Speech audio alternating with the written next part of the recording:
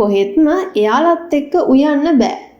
මට කොහෙත්ම එයාලා එක්ක රණ්ඩු වෙන්න බෑ. මට කොහෙත්ම ඔයාට බනින්න බෑ.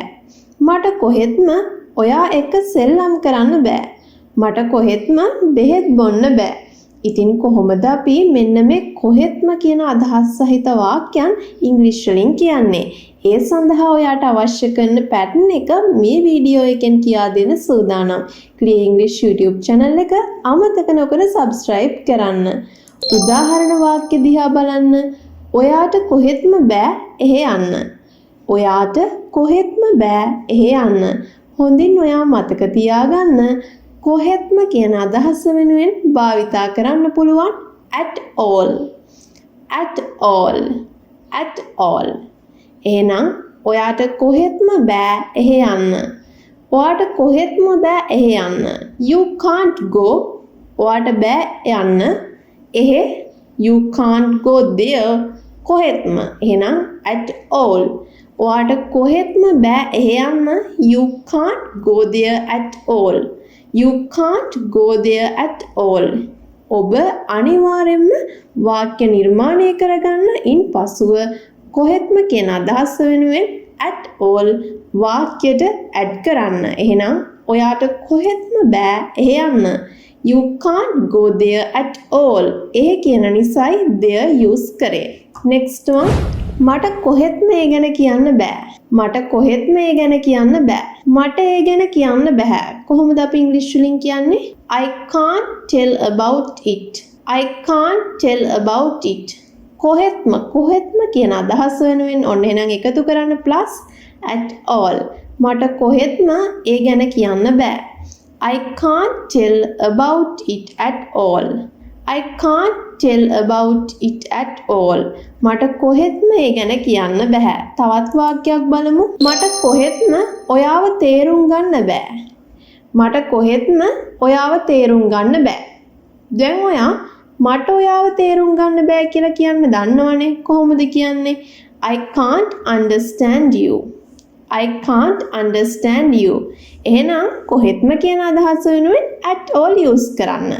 මට කොහෙත්ම ඔයාව තේරුම් ගන්න බෑ. I can't understand you at all. I can't understand you at all. මට කොහෙත්ම ඔයාව තේරුම් ගන්න බෑ. දැන් මෙතනදි බලන්න at all use කරපු ගමන් කොහෙත්ම කියන අදහස එනවනේ. ඒ කියන්නේ ඔයාට කොහෙත්ම කියන අදහස භාවිතා කරන්න අවශ්‍ය ඕනෙම වෙලාවක මෙන්න මේ at all භාවිතා කරන්න. Next one. මට කොහෙත්ම මේ ගෙදර ජීවත් වෙන්න බෑ. මට කොහෙත්ම මේ ගෙදර ජීවත් වෙන්න බෑ. කොහොමද කියන්නේ? මට මේ ගෙදර ජීවත් වෙන්න බෑ. I can't live at this home. I can't live at this home. එහෙනම් කොහෙත්ම plus එකතු වෙනවා at all. එකතු වෙනවා at all. එහෙනම් ඔයා මතක තියාගන්න කොහෙත්ම කියන අදහස ආපු ගමන් I can't live at this home at all. I can't live at this home at all. මට කොහෙත්ම මේ ගෙදර ජීවත් වෙන්න බෑ. තවත් වාක්‍යයක් බලන්න. මම කොහෙත්ම ඔයාට කැමති නෑ. මම කොහෙත්ම ඔයාට කැමති නෑ.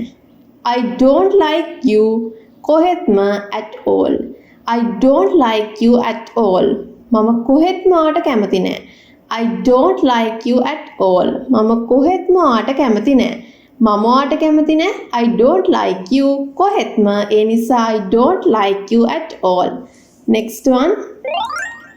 අපිට කොහෙත්ම එයාලත් එක්ක ගනුදෙනු කරන්න බෑ. අපිට කොහෙත්ම එයාලත් එක්ක ගනුදෙනු කරන්න බෑ.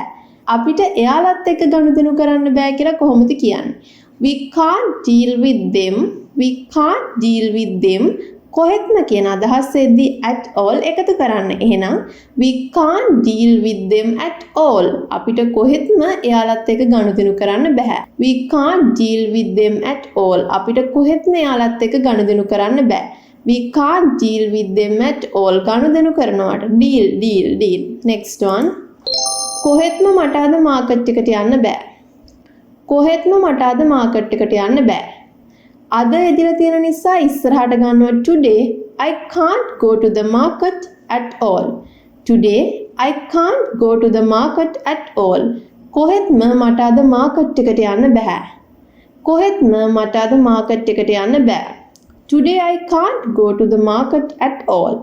Today I can't go to the market at all. කොහෙත්ම මට අද මාකට් එකට යන්න බෑ. කොහොමද අපි කියන්නේ? Today I can't go to the market at all. At all කොහෙත්ම කියන අදහස වෙනුවෙන් භාවිතා වෙනවා. මට කොහෙත්ම මේ තීරණය ගන්න බෑ. මට කොහෙත්ම මේ තීරණය ගන්න බෑ. I can't take this decision. මේ තීරණය this decision කොහෙත්ම නිසා at all. I can't take this decision at all. මට කොහෙත්ම මේ තීරණය ගන්න බෑ. I can't take this decision at all. I can't take this decision at all. මේ තීරණය this decision. එහෙනම් කොහෙත්ම කියන අදහස වෙනුවෙන් at all use වුණා. Next one. ඔයාට කොහෙත්ම මෙහෙන්න බෑ. ඔයාට කොහෙත්ම මෙහෙන්න බෑ. ඔයාට මෙහෙන්න බෑ කියන්නේ you can't come here. You can't come here කොහෙත්ම at all. එහෙනම් you can't come here at all. You can't come here at all. ඔයාට කොහෙත්ම මෙහෙන්න බෑ. You can't come here at all. ඔයාට කොහෙත්ම මෙහෙන්න බෑ. You can't come here at all. ඔයාට කොහෙත්ම මෙහෙන්න බෑ. Next one. මට කොහෙත්ම ඔයත් එක්ක එකඟ වෙන්න බෑ. මට කොහෙත්ම ඔයත් එක්ක එකඟ වෙන්න බෑ. ඔන්න එහෙනම් අපි දන්නවා at all කියන එක sentence එකේ අනිවාර්යෙන්ම යෙදෙනවා. අපි මෙහෙම හිතමු ටිකකට. මට ඔයත් එක්ක එකඟ වෙන්න බෑ. කොහොමද කියන්නේ? I can't agree with you. I can't agree with you. මට ඔයත් එක්ක එකඟ වෙන්න බෑ. කොහෙත්ම කියන අදහස වෙනුවෙන් plus at all. එහෙනම් I can't agree with you at all. I can't agree with you at all. මට කොහෙත්ම ඔයත් එක්ක එකඟ වෙන්න බෑ. I can't agree with you at all. මට කොහෙත්ම ඔයාට සල්ලි දෙන්න බෑ. මට කොහෙත්ම ඔයාට සල්ලි දෙන්න බෑ. I can't give you money at all. නිකන් හිතන්න මට ඔයාට සල්ලි දෙන්න බෑ. කොහොමද කියන්නේ? I can't give you money. එහෙනම් කොහෙත්ම නම් at all එකතු කරනවා. එහෙනම් I can't give you money at all. මට කොහෙත්ම ඔයාට සල්ලි දෙන්න බෑ. I can't give you money at all. මට කොහෙත්ම ඔයාට සල්ලි දෙන්න බෑ.